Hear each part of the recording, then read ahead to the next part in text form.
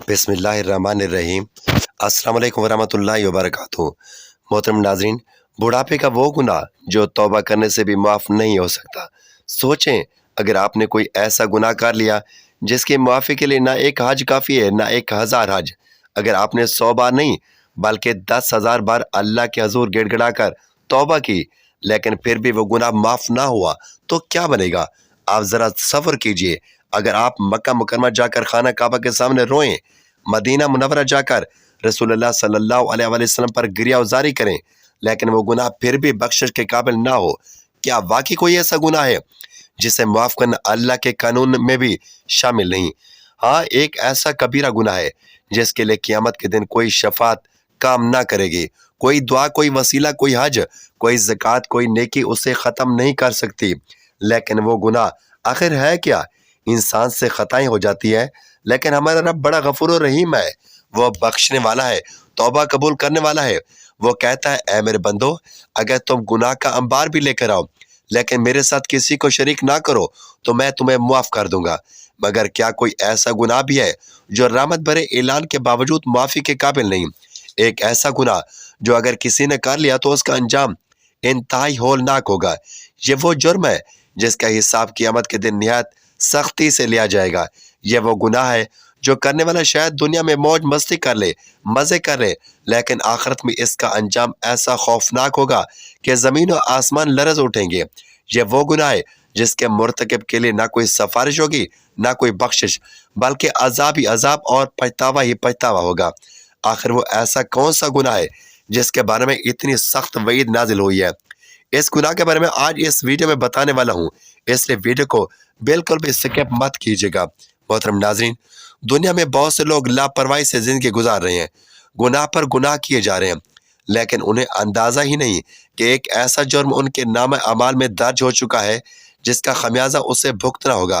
क़यामत के दिन जब नाम अमाल सामने आएगा, जब पुल सिरात से गुजरने का वक्त आएगा, जब जहन्नम की आग धाड़े मार रही होगी, तब एहसास होगा कि ये एक ऐसा गुनाह था जो इतना भयानक था, लेकिन तब तक वक्त हाथ से निकल चुका होगा।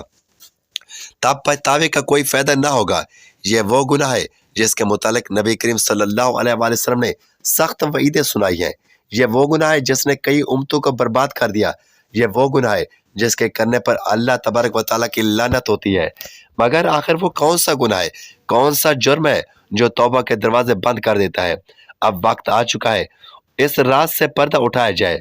मोहतरम नाजरीन, अल्लाह तबारक व तआला बहुत ज़्यादा रहम करने वाला और मग़फ़िरत फरमाने वाला है, लेकिन इसकी रहमत के बावजूद एक गुनाह ऐसा है जो सिर्फ तौबा से माफ़ नहीं होता।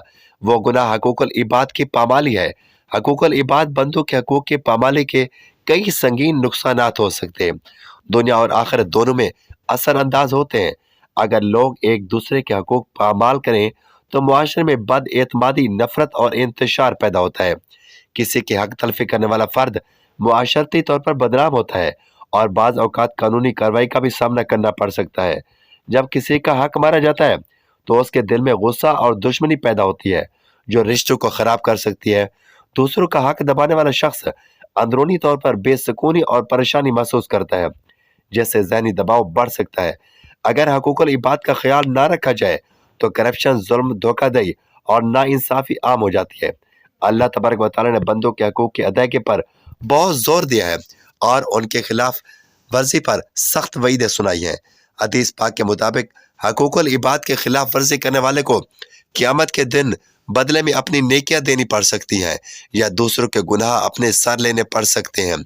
बाज़ रिवायात में आया है कि लोगों के हकूक़ दबाने वालों को कब्र में भी अजाब दिया जाएगा। अगर किसी का हक मारा हुआ है और वह माफ़ ना करे तो अल्लाह तबारक व तआला भी उस शख्स की मग़फ़िरत नहीं फरमाएगा जब तक मज़लूम राज़ी ना हो जाए। अगर कोई हकूक़ुल इबाद का मुजरिम मुआफ़ी लिए बगैर दुनिया से चला जाए तो आखिरत में सख्त सज़ा का सामना करना पड़ सकता है। अगर किसी का हक मारा हो तो फ़ौरन मुआफ़ी मांगे और हक लुटाएं, अदल और इंसाफ को अपनाएं और ख़ुद को जुल्म से बचाएं। सदका और नेक अमाल के ज़रिए अपनी गलतियों का अज़ाला करने की कोशिश करें। हकूक़ुल इबाद की हिफाजत ना सिर्फ दुनिया में बेहतर ज़िंदगी का सबब बनती है, बल्कि आखिरत में भी कामयाबी की ज़मानत है। अल्लाह तबारक व तआला के हकूक़ حقوق اللہ تو ہماز خاص توبہ اور ندامت سے معاف ہو سکتے ہیں، لیکن بندوں کے حقوق ایسے نہیں کہ حقوق العباد وہ حقوق ہے جسے جب تک بندے معاف نہیں کرے گا اللہ تعالیٰ بھی معاف نہیں کرے گا۔ بس صبح سے یا اللہ معاف کر دے کہہ دیا اور سب کچھ ختم ہو گیا، ایسا نہیں ہے، بلکہ جب تک مظلوم کا حق ادا نہ کیا جائے، جب تک جس کا حق مارا ہے وہ معاف نہ کرے، تب تک یہ گناہ معاف نہیں ہو سکتا۔ یہی وجہ ہے کہ قیامت کے دن سب سے بڑا انصاف حقوق العباد کے معاملے میں ہوگا۔ اگر کسی نے کسی کا مال دبایا، کسی کی عزت پر حملہ کیا، کسی کے ساتھ دھوکہ دیا، کسی کا حق مارا، تو وہ حق اس دن اس کے نیک اعمال سے لے کر پورا کیا جائے گا۔ اگر اعمال کم پڑ گئے تو دوسروں کے گناہ اس پر ڈال دیے جائیں گے اور پھر جہنم اس کا مقدر بن جائے گا۔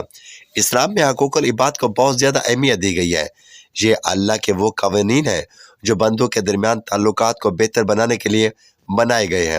ان میں والدین کے حقوق اور اولاد کے حقوق، پڑوسیوں کے حقوق، بیوی کے حقوق، شوہر کے حقوق، یتیموں اور مسکینوں کے حقوق، مزدوروں کے حقوق، کاروباری معاملات میں ایمانداری، دوسروں کے مال و دولت کی حفاظت اور انسانوں کے ساتھ اچھا برتاؤ شامل ہے۔ ارشاد باری تعالیٰ ہے، نیکی اور تقوی میں ایک دوسرے کی مدد کرو اور گناہ اور زیادتی میں ایک دوسرے کی مدد نہ کرو۔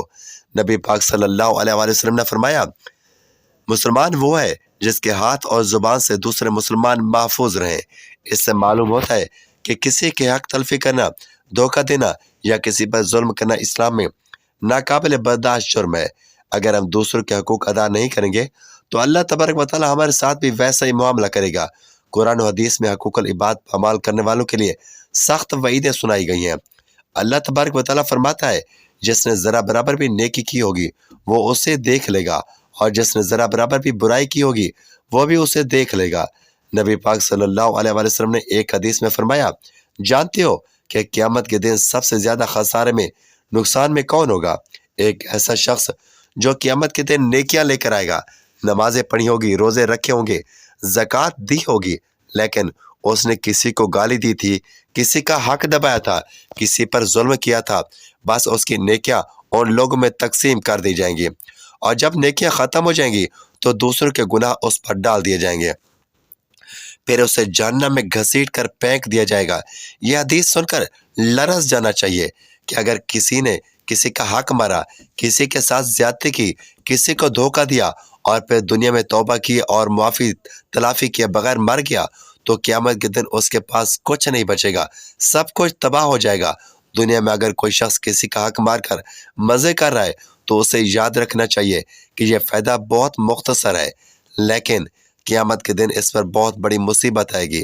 اللہ تبارک و تعالیٰ ظالم کو فوری سزا دے یا نہ دے، مگر اس کا حساب کا دن ضرور آئے گا۔ نبی کریم صلی اللہ علیہ وآلہ وسلم نے فرمایا، ظلم کرنے والا قیامت کے دن اندھیروں میں ہوگا۔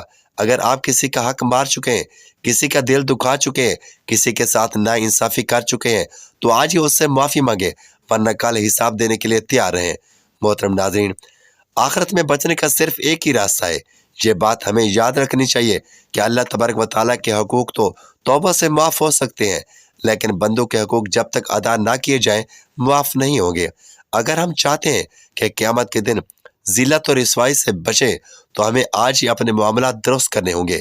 جس کا حق مارا ہے اسے لوٹا دیں، اگر مالی نقصان کیا تو پورا کریں، اگر کسی کو تکلیف دی ہے تو معافی مانگے، اگر کسی کے بارے میں جھوٹ بولا تو اس کی عزت بحال کرے، اگر کسی کے ساتھ زیادتی کی ہے تو اللہ تبارک و تعالیٰ سے نہیں بلکہ اس شخص سے معافی مانگے۔ یہ وہ گناہ ہے جو انسان کو سیدھا جہنم کی طرف لے جا سکتا ہے، اور کوئی بھی عبادت، کوئی بھی حج، کوئی بھی صدقہ اسے نہیں مٹا سکتا جب تک کہ حقدار خود معاف نہ کر دے۔ اس سے پہلے کہ قیامت کا دن آ جائے، آج ہی اپنے گناہوں کا حساب کریں۔ حقوق العباد ادا کرنے کے دو بڑے فائدے۔ حقوق العباد ادا کرنے کا سب سے پہلا اور بڑا فائدہ یہ ہے کہ انسان دنیا میں عزت اور سکون حاصل کرتا ہے۔ جو شخص دوسروں کا حقوق ادا کرتا ہے وہ معاشرے میں ایک باوقار اور معزز انسان بن جاتا ہے۔ لوگ اس پر بھروسہ کرتے ہیں، اس سے محبت کرتے ہیں اور اس کے لیے دعا کرتے ہیں۔ نبی کریم صلی اللہ علیہ وآلہ وسلم نے فرمایا، لوگوں میں سب سے بہتر وہ ہے جو دوسروں کو نفع پہنچائے۔ جو انسان دوسروں کے ساتھ اچھا برتاؤ کرتا ہے، ان کے حق ادا کرتا ہے، وہ کبھی بے سکونی کا شکار نہیں ہوتا، بلکہ اس کے دل کو روحانی سکون نصیب ہوتا ہے۔ اللہ تبارک و تعالیٰ اس کے رزق میں برکت دیتا ہے، اس کے مشکلات کو آسان کرتا ہے اور اسے لوگوں کے دلوں میں عزت عطا کرتا ہے۔ حقوق العباد ادا کرنے کا دوسرا بڑا فائدہ آخرت میں کامیابی اور جنت کا انعام۔ حقوق العباد ادا کرنے کا سب سے بڑا فائدہ یہ ہے کہ یہ آخرت میں کامیابی اور جنت میں داخلے کا ذریعہ بنتا ہے۔ نبی کریم صلی اللہ علیہ وآلہ وسلم نے فرمایا، جو شخص اپنے بھائی کی پریشانی دور کرے گا، اللہ تبارک و تعالیٰ قیامت کے دن اس کی پریشانی دور فرما دے گا۔ اگر کوئی شخص دوسروں کے حقوق ادا کرتا ہے، کسی پر ظلم نہیں کرتا، کسی کا حق نہیں مارتا، تو قیامت کے دن اس کا حساب بہت آسان ہوگا اور وہ بغیر کسی رکاوٹ کے جنت میں داخل ہوگا۔ برعکس اس کے کہ جو لوگ حقوق العباد کو نظر انداز کرتے ہیں، وہ قیامت کے دن شدید خسارے میں ہوں گے۔ اس لیے جو شخص جنت میں اعلیٰ مقام چاہتا ہے، اسے چاہیے کہ وہ دوسروں کے حقوق ادا کرنے میں کبھی کوتاہی نہ کرے۔ حقوق العباد قرآن و حدیث کی روشنی میں اسلام میں ایک مکمل ضابطہ حیات ہے جو انسان کی زندگی کے ہر پہلو کو احاطہ کرتا ہے۔ اس دین میں جہاں عبادات کا اہتمام ہے، وہاں معاملات اور اخلاقیات کو بھی غیر معمولی اہمیت دی گئی ہے۔ قرآن و سنت میں دو طرح کے حقوق کی بات کی گئی ہے، حقوق اللہ یعنی اللہ کے حقوق، اور حقوق العباد یعنی بندوں کے حقوق۔ دونوں کی ادائیگی لازم ہے، مگر بعض مواقع پر حقوق العباد کو بہت فوقیت دی گئی ہے، کیونکہ اللہ تعالیٰ اپنے حقوق معاف فرما سکتا ہے، لیکن بندوں کے حقوق بغیر ان کی معافی کے معاف نہیں ہوتے۔ حقوق العباد کی اہمیت۔ رسول اللہ صلی اللہ علیہ وآلہ وسلم نے فرمایا، کیا تم جانتے ہو مفلس کون ہے؟ صحابہ نے عرض کیا، وہ شخص جو نہ درہم رکھتا ہو نہ دینار۔ آپ نے فرمایا، میری امت کا مفلس وہ ہے جو قیامت کے دن نماز، روزہ اور زکوٰۃ لے کر آئے گا، مگر اس نے کسی کو گالی دی ہوگی، کسی پر بہتان باندھا ہوگا، کسی کا مال کھایا ہوگا، کسی کا خون بہایا ہوگا، کسی کو مارا، تو اس کی نیکیاں ان مظلوموں کو دے دی جائیں گی، اور جب اس کے پاس نیکیاں نہ بچیں گی تو ان کے گناہ اس پر ڈال دیے جائیں گے اور اسے جہنم میں ڈال دیا جائے گا۔ باوالا صحیح مسلم۔ یہ حدیث اس بات کو واضح کرتی ہے کہ عبادات کے باوجود اگر حقوق العباد کی پامالی کی گئی ہو تو انسان کا انجام بدترین ہو سکتا ہے۔ قرآن میں حقوق العباد۔ قرآن مجید میں کئی جگہوں پر حقوق العباد کا ذکر آیا ہے۔ چند مثالیں درج ذیل ہیں۔ نمبر 1، والدین کے حقوق، اور ہم نے انسان کو اپنے والدین کے ساتھ حسن سلوک کرنے کی وصیت کی ہے۔ باولا سورۃ لقمان آیت نمبر 14۔ نمبر 2، یتیموں کے حقوق، اور یتیم کے مال کے قریب نہ جاؤ مگر اس طریقے سے جو بہترین ہو۔ باولا سورۃ الانعام آیت نمبر 152۔ نمبر 3، پڑوسی کے حقوق، اور اللہ کی عبادت کرو اور اس کے ساتھ کسی کو شریک نہ ٹھہراؤ، اور والدین کے ساتھ حسن سلوک کرو، اور قرابت داروں، یتیموں، مسکینوں، قریبی ہمسایہ، دور کا ہمسایہ، پہلو کے ساتھی اور مسافر، تمہارے غلاموں کے ساتھ بھی۔ باولا سورۃ النساء آیت نمبر 36۔ نمبر 4، تجارت اور انصاف، پیمانہ اور ترازو انصاف سے پورا کرو، ہم کسی جان پر اس کی طاقت سے زیادہ بوجھ نہیں ڈالتے۔ احادیث میں حقوق العباد۔ رسول اللہ صلی اللہ علیہ وسلم کی زندگی حقوق العباد کی عملی تفسیر تھی۔ آپ کی تعلیمات میں درج ذیل پہلو بہت نمایاں ہیں۔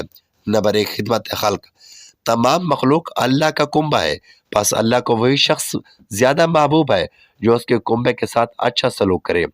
نمبر 2، پڑوسی کا خیال، جبرائیل مجھے پڑوسی کے بارے میں اتنی وصیت کرتے رہے کہ میں نے سمجھا کہ اسے وارث بنا دیں گے۔ باوالا صحیح بخاری و مسلم۔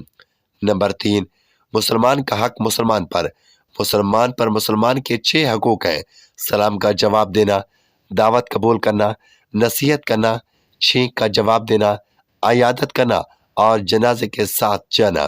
نمبر 4، جھوٹ اور دھوکہ دے کی ممانعت، جس نے دھوکہ دیا وہ ہم میں سے نہیں۔ باوالا صحیح مسلم۔ حقوق العباد کی اقسام۔ حقوق العباد کو مختلف زمروں میں تقسیم کیا جا سکتا ہے۔ نمبر 1، انفرادی حقوق، جان و مال کا تحفظ، عزت و آبرو کی حرمت، آزادی رائے اسلامی حدود کے اندر۔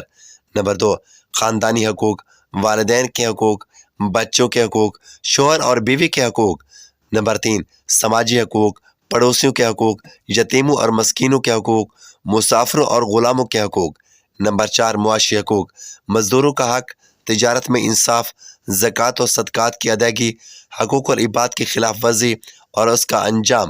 اسلام میں کسی کا حق مارنا، دھوکہ دینا یا کسی کو تکلیف دینا سخت گناہ شمار ہوتا ہے۔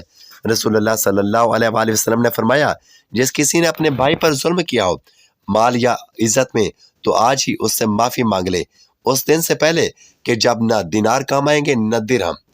حدیث اس بات کی گواہی ہے کہ قیامت کے دن انسان صرف اپنے اعمال کے ساتھ آئے گا اور کسی کے ساتھ ظلم کیا ہوگا تو اس کی نیکیوں سے بدلہ لیا جائے گا۔ اسلامی ریاست اور حقوق العباد۔ اسلامی ریاست کی بنیاد بھی حقوق العباد کے تحفظ پر رکھی گئی ہے۔ حضرت عمر فاروق کے دور خلافت میں ایک اونٹ کے بارے میں بھی پوچھ گچھ ہوتی تھی کہ کہیں وہ بھوکا یا پیاسا تو نہیں۔ ناظرین، ہر مسلمان پر لازم ہے کہ وہ اپنے اعمال کا جائزہ لے اور دیکھے کہ کہیں وہ کسی کا حق تو نہیں مار رہا۔ اگر ایسا ہے تو فوری طور پر توبہ کرے اور اگر ممکن ہے تو حق ادا کرے یا معافی مانگے۔ حقوق العباد اسلام کا ایک بنیادی جزو ہے اور ان کی ادائیگی نہ صرف دنیا میں ایک پرامن معاشرہ قائم کرتی ہے بلکہ آخرت میں نجات کا سبب بنتی ہے۔ جو قومیں ان اصولوں پر عمل کرتی ہیں وہاں عدل، امن اور خوشحالی ضرور جنم لیتی ہے۔ ناظرین، اللہ تبارک و تعالیٰ سے دعا ہے کہ اللہ تبارک و تعالیٰ ہم سب کو حقوق العباد کی صحیح طور پر ادائیگی کی توفیق عطا فرمائے۔ آمین یا رب العالمین۔ ناظرین، ویڈیو اچھی لگی تو ویڈیو کو لائک، شیئر اور چینل کو سبسکرائب ضرور کیجیے۔